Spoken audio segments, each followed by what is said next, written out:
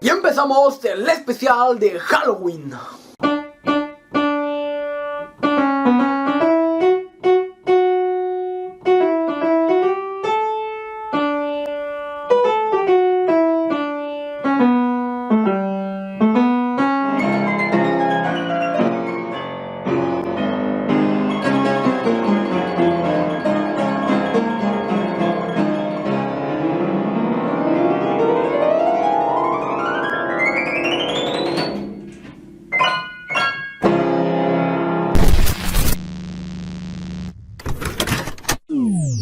Buongiorno mis Rafikis, yo soy Iron y estamos en el primer video del especial de Halloween del 2021 durante todo el mes. Acompáñenme a recordar ciertos clásicos y películas no tan antiguas con ciertos aires de terror y por supuesto películas que suceden en Halloween, como la película de la que hablaremos el día de hoy. Los clásicos seres villanescos del terror no están tan alejados de nosotros y aunque su época ya pasó, aún recordamos a esos personajes como Jason Voorhees o Freddy Krueger.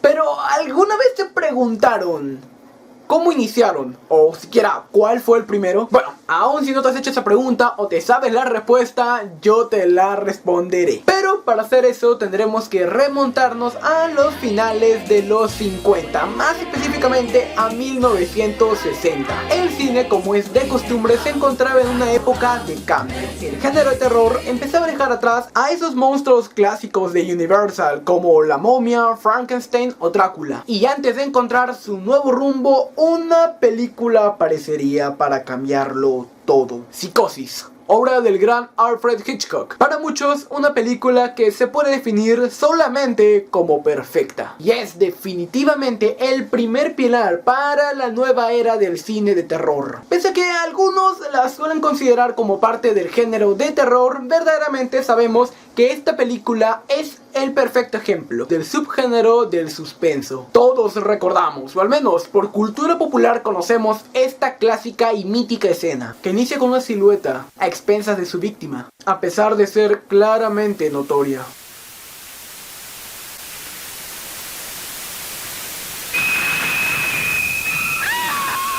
Esta película inició un movimiento del cual se desprendieron otras películas como El Exorcista una década después, en el 73. Y curiosamente, un año después de esa película aparecería el segundo pilar, La Masacre de Texas. Una película que, sin mostrar en exceso gore, es incómoda y sumamente tétrica, además de presentarnos una figura espeluznante, un concepto que en el cine se empezaría a llamar años más tarde como el otro. Esa figura que está acechando, parece imparable y que por sobre todas las cosas y lo peor de sí es que no sabemos ni entendemos bien qué es o por qué hace lo que hace. Leatherface o Cara de Cuero sería el pionero en El Otro y dejaría todos los cimientos listos para la película que sellaría el destino del género del terror. Todo lo que han escuchado ha sido solo una introducción y contextualización para la película de la que vamos a hablar. Así que sin más, y como diría el buen Jack, vayamos por partes.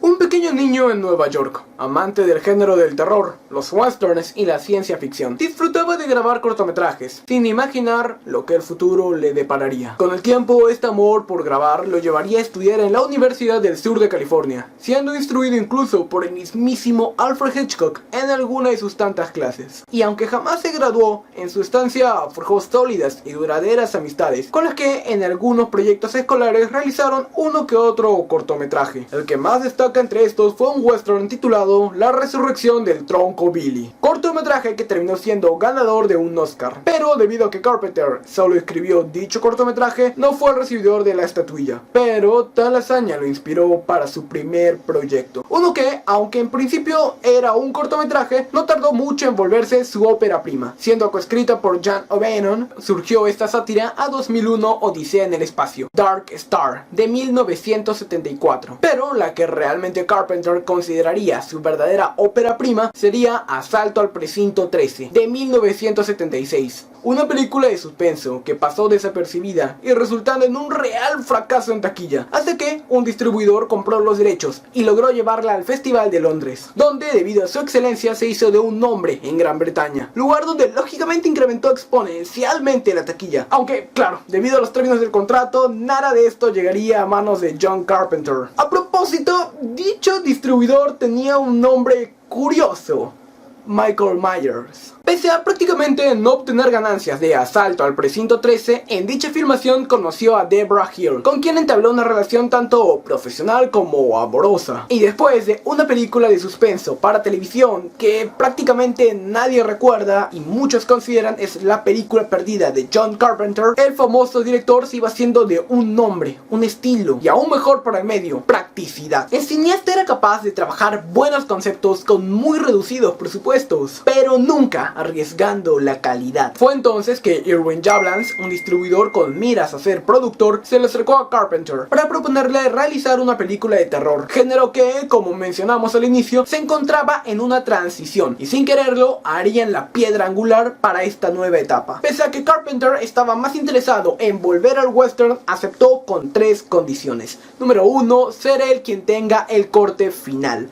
Número 2, componer la banda sonora. Y número 3, que su nombre esté por encima del título. Peticiones que casi ningún productor habría aceptado, pero para suerte del cine, Yablans no lo era. Y con un bastante reducido presupuesto, la preproducción de Halloween comenzó. John junto a Deborah escribieron el guión en 10 días. El guión original titulaba la película como Los asesinatos de las niñeras. Además, el villano era solamente referido como La Forma, y los asesinatos ocurrían en días aislados. Cuando el guión fue presentado a Yablans, dio las recomendaciones que terminarían por dar forma al proyecto. El villano necesitaba un nombre, y lo mejor para la película era que se ambientara en una única fecha. Y se les ocurrió la más cercana: Halloween. Con este último cambio se decidió finalmente el título de la película.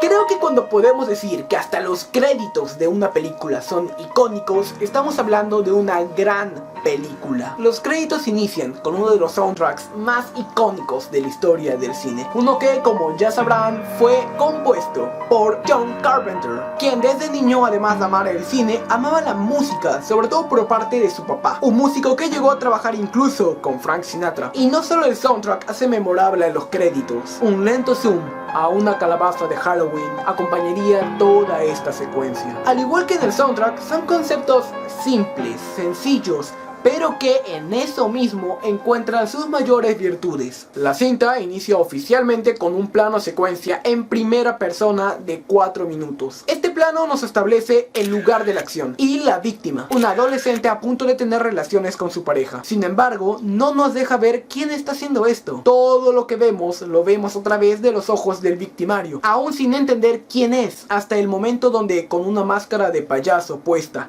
y usando un cuchillo, concreta el acto. El plano secuencia termina mostrándonos quién se encontraba detrás de la máscara. Un niño perturbado, un niño que en su mirada aún muestra inocencia, un niño que pudo haber sido cualquiera. Para el elenco de la película, varios eran amigos del director John Carpenter y muchos otros ya habían trabajado con Carpenter en Asalto al Precinto 13. Pero para el papel del Dr. Loomis, nombre que por cierto sacaron de la película Psicosis, se contactaron con Christopher Lee, que varios recordarán por interpretar al Conde Dooku en la trilogía de precuelas de Star Wars. Y también llamaron a Peter Cushing. Ambos rechazaron el papel debido a que recibirían una ganancia muy menor a la que estaban acostumbrados. Christopher Lee años más tarde admitiría públicamente que este fue el peor error en toda su carrera. Quien terminó quedándose con el papel fue Donald Pleasence, quien había interpretado al villano Blofeld en 007 Solo se vive 2 veces. Donald había quedado fascinado al haber visto Asalto al Precinto 13, por lo que cuando le ofrecieron el guión, él no dudó en aceptar aquellos $25,000 que Chris y Peter no quisieron aceptar. Ahora, uno de los elementos que más funcionan y que en lo personal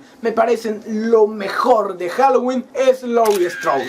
Ella es la protagonista de la película. Se nos presenta primero como una niñera, como un estudiante y finalmente como una amiga. La sentimos real de esa forma, y antes que verla como víctima del asesino o la protagonista que sobrevivirá al final derrotando al villano, la vemos como una persona común y corriente. Y a diferencia de la mayoría de protagonistas de películas de terror, su principal característica es su inteligencia. Ella es una chica brillante en conocimiento, astuta y fuerte, aunque también es alguien que puede ser dañada emocionalmente. Estos factores hacen que empaticemos con ella y definitivamente querramos verla sobrevivir hasta el final. Una gran parte de lo bien logrado con Laurie Strode se lo debemos gracias a su intérprete. Fue Deborah Hill quien encontró a una joven Jamie Lee Curtis sin experiencia actoral y de tan solo 19 años. Carpenter se terminó de decidir por la actriz cuando se enteró que su mamá es Janet Leigh, protagonista de Psicosis, pero definitivamente se valió por sí misma para poder destacar en esta película. Logró transmitir todo el terror, todo el pánico, todo el miedo que el personaje necesitaba transmitir. El debut de Jamie Lee Curtis en el cine fue legendario, convirtiéndose años más tarde en la gran estrella que todos sabemos que es hoy en día.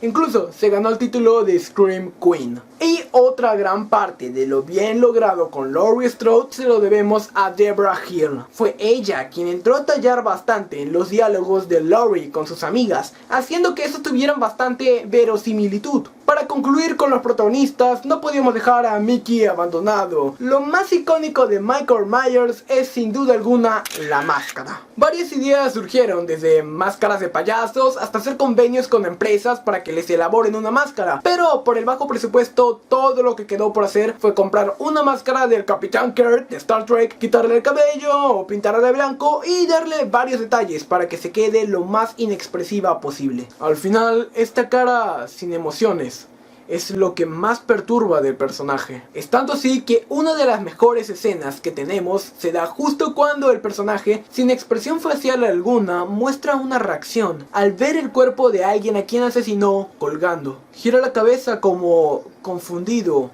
o como si apreciara alguna obra de arte tal vez. El no saber qué pasa por su cabeza ni entenderlo es lo que termina de forjar el concepto del otro. Así es como nos regalan más escenas clásicas, como todas las escenas donde Michael espía a Laurie. Esto solo nos envuelve en esta aura de misterio, de peligro. Finalmente, Michael Myers se consagró como uno de los mejores monstruos del subgénero del slasher. Pero, ¿qué es slasher? El subgénero slasher se caracteriza por tener a un psicópata que mata cuantas personas pueda, especialmente, aunque no únicamente, a adolescentes envueltos en drogas, sexo y alcohol. Justamente esto último es algo que tuvimos marcado en la película, y cuando se le preguntó a Deborah Hill sobre si ellos eran conscientes de que esto terminaría influenciando en el resto de cintas, volviéndose algo típico a repetir y llegando a convertirse en un cliché, Deborah contestó que de haber sabido que sería un efecto reacción,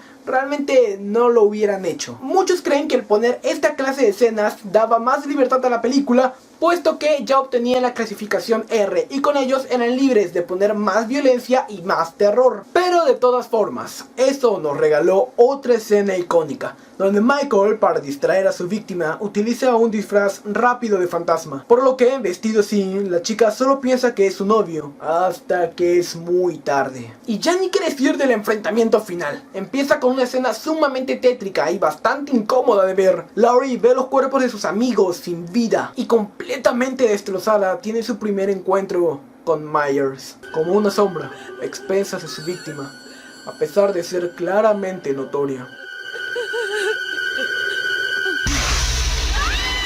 Se siente el peligro real, con Laurie tratando de salir de la habitación, salir de la casa, y Michael acechando, rompiendo la puerta. Es una situación realmente brutal. La desesperación que logra proyectar Jamie Lee Curtis es realmente de lo mejor que ha presentado este subgénero. Laurie como personaje está tan bien logrado que, pese a estar destrozada, no deja de pensar en sobrevivir, engañando incluso a Myers en más de una ocasión y acertando más de un ataque, aunque Myers es imparable. La escena del armario vuelve a repetir lo que habíamos vivido minutos antes, con Laurie no pudiendo salir de la casa, solo que al ser un espacio más cerrado, ya no hay casi ninguna chance para sobrevivir por parte de nuestra protagonista. No hay lugar al que huir, pero nuevamente se hace presente esta astucia por parte de Laurie, sacando a relucir nuevamente su astucia y brillantez, aprovechando cada segundo y cada acción para tomar ventaja, aunque llena de miedo y terror. Todo esto mientras que el Dr. Loomis está cada vez más cerca de dar con el paradero de Michael Myers. Pero cuando cree que ganó,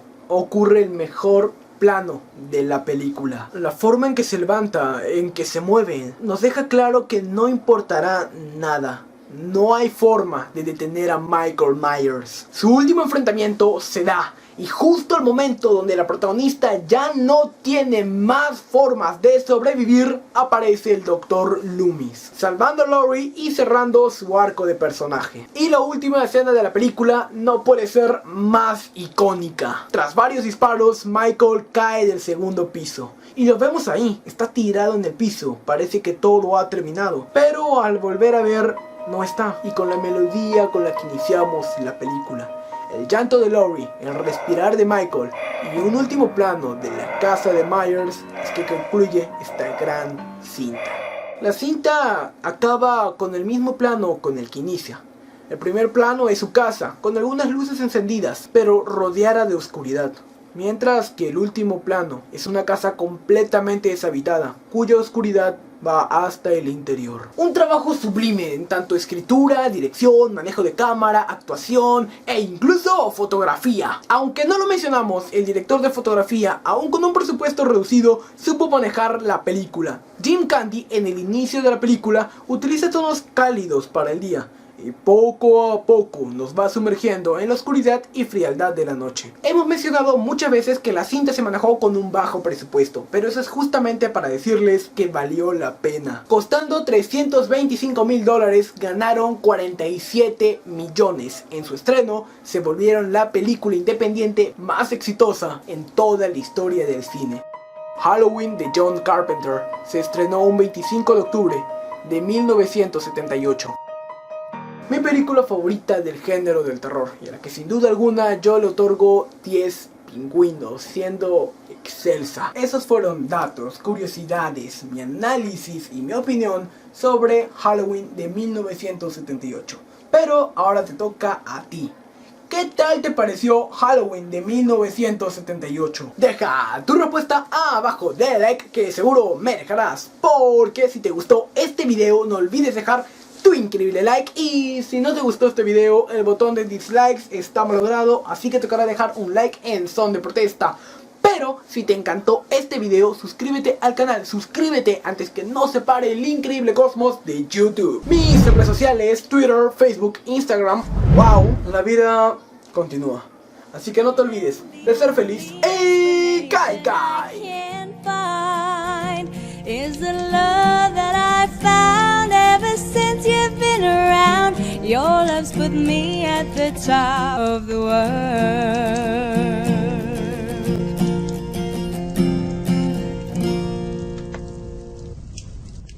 Este guión, aunque no lo crean, demoró todo un día en ser escrito. Todo un día.